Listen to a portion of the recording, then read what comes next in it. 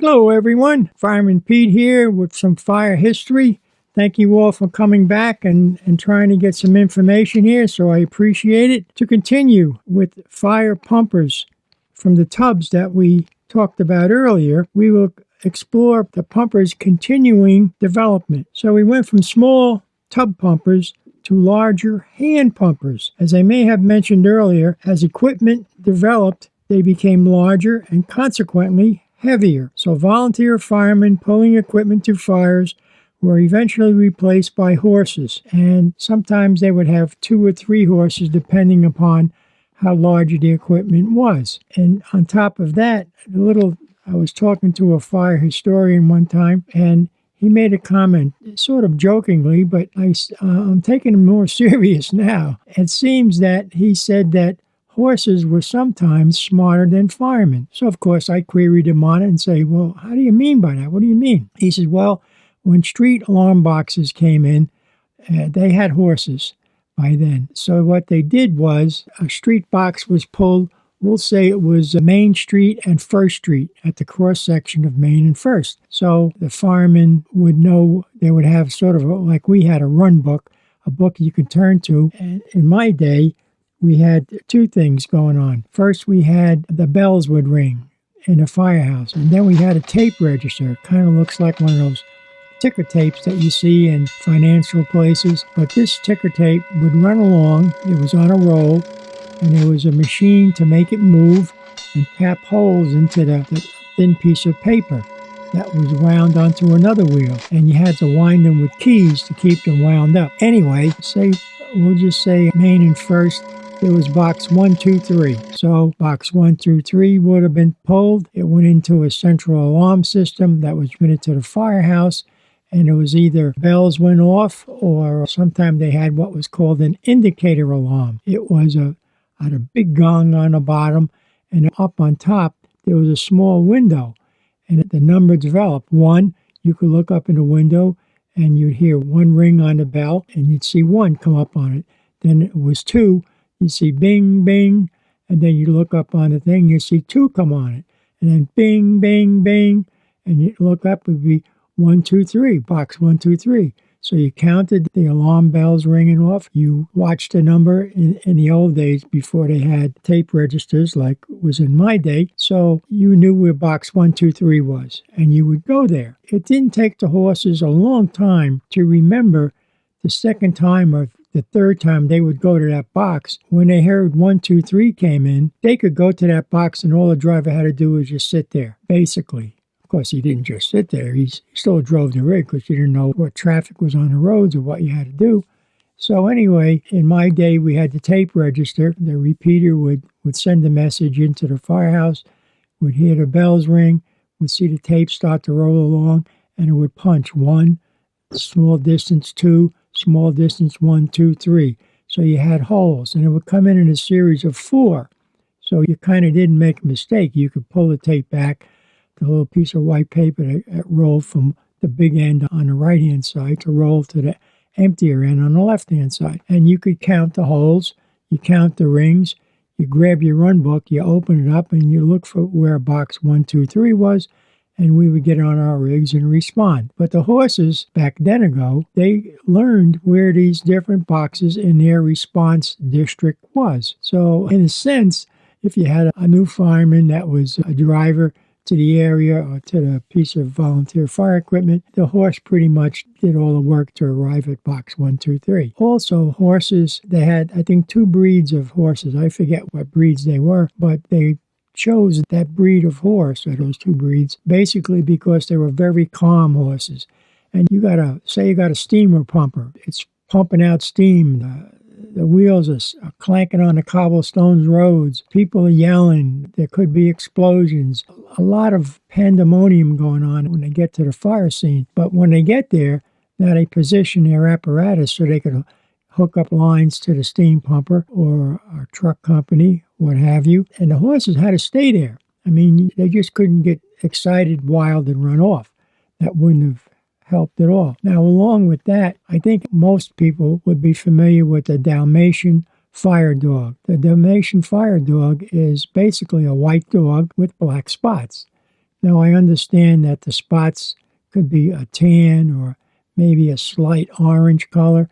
They weren't all necessarily black. But the good part about the Dalmatian dog is that they were very calm around horses. And because they were, because a lot of dogs, when they come into a barn or something, if they're just, the horse doesn't know them or what have you, they'll become somewhat excited, especially if the dogs start to bark and get crazy. So anyway, these were very calm dogs around the firehouses. And a lot of firehouses, I wouldn't say most, but I know a lot of firehouses had Dalmatian dogs in them. So basically, in the old days, the parade would go like this. Don't forget, no street lights yet.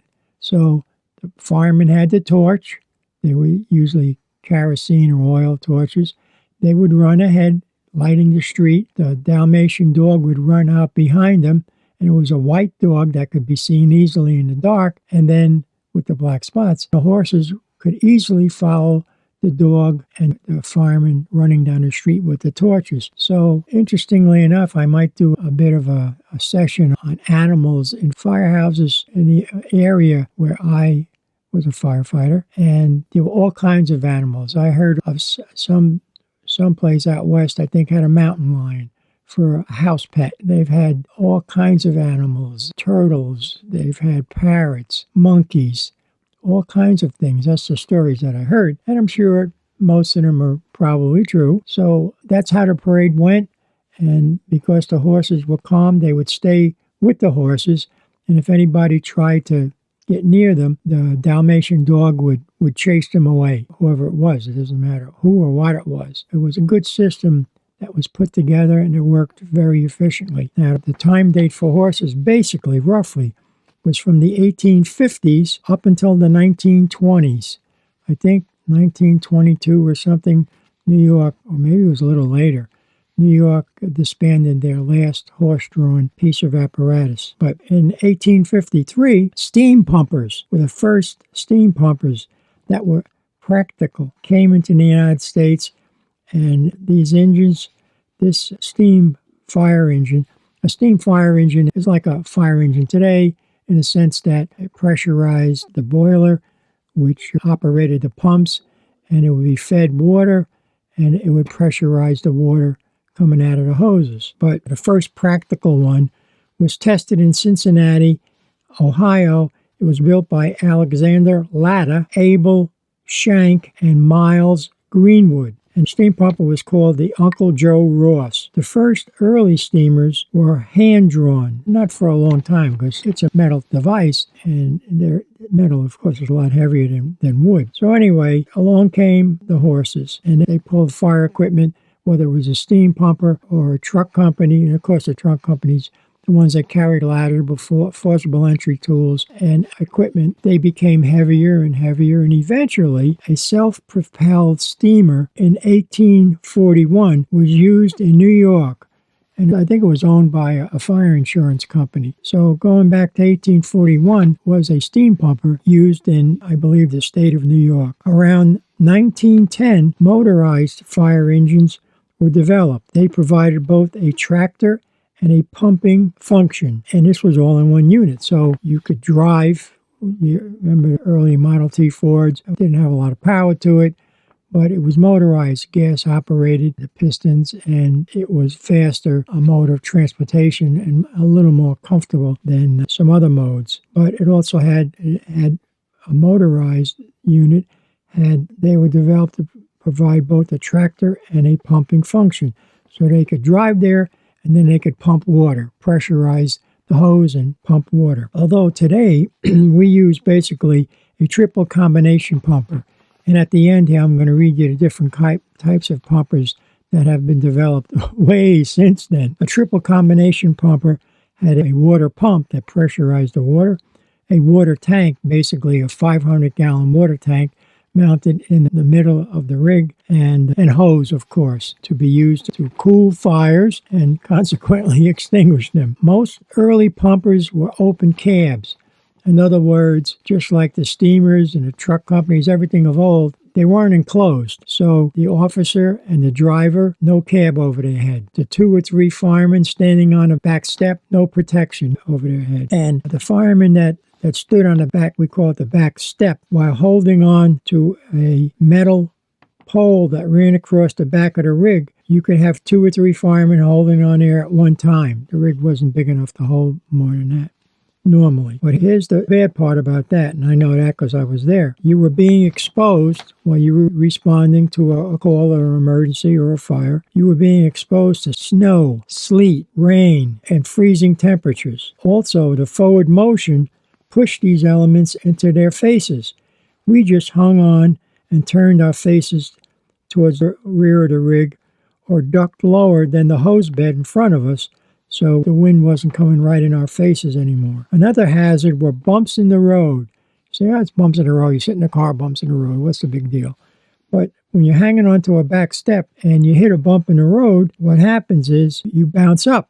And when you do, your feet come off the step that you were standing on. To prevent this, you kept your knees slightly bent. This acted like a flex point, so you didn't bounce straight up and possibly fall off, especially if you didn't have a tight grip on the bar you were grabbing with your hands. Another hazard was hanging on to a back step and laying in hose as it played out or off. Not recommended. Basically, we stop, pull off about 150 feet or more hose with nozzles attached and lay it on the ground and tell the driver to go. If you got on the back step, the hose would fly off the hose bed, because don't forget, you're traveling maybe 20 miles an hour, 15, 20 miles an hour, and it's folded, laid in layers, and it flies up and off. So anyway, what would happen is the hose wasn't such a great danger, but every 50 feet, there are 2 brass couplings, a male and a female, that keep the hose tied together. And those brass couplings back in the old days, even the aluminum ones they put on later, it's hard metal. And you certainly don't want to get hit with one of these things flying off the back of the rig. Of course, I think if you did that, for whatever reason, you'd only do it once. So normally what we would do is we would lay the lines on the ground, tell the driver to go, and then the weight of the hose laying on the ground would allow the hose on the hose bed to fall off. And what we would do is we would follow the lines to make sure that they were not kinked. There were no kinks, no real sharp bends in them, so that when they were charged, the water wouldn't come up to a kink and stop, and it couldn't get around the kink. Or it could be something you had to come around a street, and it could be cars parked there, and the hose gets caught under a tire or whatever could be parked there. And then you want to make sure it's not stuck by the time the hose gets charged. The good part, there was a good part. I remember this, and I enjoyed it. When you were riding in nice weather, of course, fire call, whatever it may have been, you could see everything around you. And what was good is you could see the fire scene ahead of you and check the severity of the fire. What was the color smoke, the size, and how much flame was coming out. A little bit, was it just smoke coming out? Was it coming out the roof? So what would give you the opportunity to check on the severity of the fire and size up the scene. So when you're just standing back there, you're not just brain locked and thinking of nothing, doing of nothing until you get off and get told by the officer. You try to expect what the officer would ask you to do upon arrival. Example, would it be a big fire? So you'd get a big hose, and you'd be ready to pull it off if he said so. A little fire would be a smaller hose. I know it's an oversimplification, but it got you thinking ahead of time. Eventually, due to safety reasons, covered roofs came back. I know even the pumpers, the earlier pumpers in my time, they cut the roofs off. I don't know why they did that, but that's what they did. So the officer and driver were exposed to the elements all over again. But eventually that changed, and the roofs came back, and also with that, jump seats for firemen. So in other words, instead of standing on the back step being exposed, there was a seat on either side of the rig that a fireman could sit into. It wasn't enclosed, but you were directly out of the weather and had a situation where your Scott pack was mounted on the back of the seat where you could put it on and you'd be ready to go by the time the apparatus stopped. Eventually, closed compartments came into being, and some of them, we didn't have any of that kind of stuff, but some of them eventually became not only totally enclosed out of the weather, but heated. Wow, what a luxury that would be. Another thing with the older rigs is the earlier pumpers did not have a lot of options that the new equipment has. Roughly, to start off with, it did not have power steering. So you got a heavy fire engine loaded with water and hose, or a heavy truck company. You're driving down the road. Now you had to make a sharp turn to come down a street, and I forget what speed. We always kept it to like 25 or 30 miles an hour or slower depending on traffic. But now you come to it, you have to make a sharp turn. It was hand over hand, really tugging at that wheel and pulling it around so you could complete that turn safely. Eventually, what came about was power steering, and also came gasoline engines. Well, of course, gasoline engines were used even with the power steering, but eventually gasoline-driven engines became diesel-driven, and they were used along with power steering. I drove a new 1967 Mack triple combination pumper with an around-the-pump portioner to discharge foam. It did not have power steering and required a fast hand-over-hand action to turn the rig, and had to shift gears to double clutch between gears, say if you're shifting between second, third gear, or fourth if you were going to be on a highway or go a long distance. So you had to double clutch the rig to get it into the next gear. Now, we got really good to slow the rig down. Some guys, there was really some guys that were amazing. They knew about the RPMs of the rig, where they could shift it down, say like from third gear to second, without having to double clutch at all. Just pull it into gear. I never really got that down pat, so I would double clutch. Anyway, eventually automatic transmissions would come along. Not in my day, but modern pumpers of today, they can be initial, attack, or mini fire pumpers. They're sort of like smaller pieces of apparatus. And then you can have rescue pumpers or heavy-duty rescue pumpers. You can have a pumper tanker with the high-flow industrial pump with up to 10,000 gallons per minute, a large water pump plus more foam capability. Ultra-high rise pumper that can pump water close to 1,400 feet in height. Well, I think it's a little less, but that's close enough. And a 2,000 gallon per minute pump, so you can get the pressure to get the water up high. Because remember, I don't know if you remember, I don't think I mentioned it earlier, but as water goes through anything, whether it's the piping in your hose to your sink, or a fire hose going to a fire, or a standpipe going up a tall building, there's friction.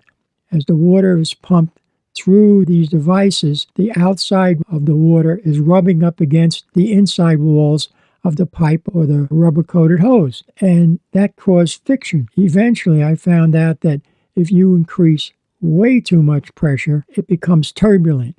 And now, instead of getting the pressure and the height that you would want, it would start to reduce itself.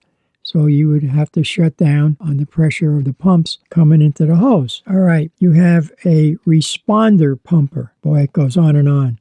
These were smaller chassis and more maneuverable. It had up to a 1,250-gallon water tank, so it carried a lot of water, and an extended cab, plus extra EMS emergency equipment and so forth. So it carried a lot more than, say, a normal pumper would. Then you had a Pierce PUC pumper. It had a water pump below the cab, and it had a sure shift pump engagement when you put it into pumps. Plus a lot of extras would be carried on it too. And you had what is called a BX pumper for rural communities. Brush Patrol Unit. These are like brush busters. They're small vehicles, a little bit bigger, say, than maybe a Jeep size, but they were very mobile, and they could be used to fight wildfires down small dirt roads or sand roads or whatever kind of roads they had. They're also good in rough terrain. Most of them would have a small amount of water that they carried, but it wasn't a lot, and they had equipment that was built to make fire breaks or clean out areas to prevent the spread of fire going through brush. They're very versatile, especially in the rural areas. They come in quite handy. The next would be an ambulance vehicle. These were to aid or transport injured firefighters to a medical facility.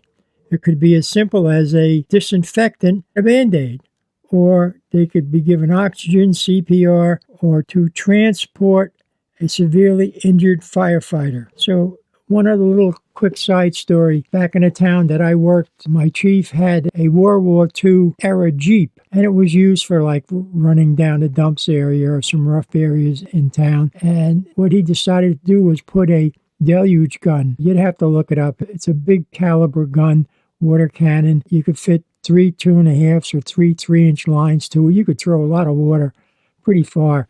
And he affixed that to the back of his Jeep, which kind of made it look like a little odd, maybe even a little silly. But he was really thinking ahead in the sense that we had streets in the town that I lived in. It was pretty much, there would be a house built at the end of what you would consider a wide alley. But you couldn't get a regular fire engine into it or a truck company. Forget about that. But with this thing here, you could hook up lines to it and drive it right up close to the house in the back or the small building in the back, and now you had plenty of water to throw on the fire. So I think that would pretty much summarize just some of the equipment that's available in the fire departments today. I'm sure there are a lot more and will probably grow as new technology and needs advance. So anyway, once again, thanks for visiting. Hope you guys come back for more fire history. Thanks to everyone. Stay well. Take care. Bye now.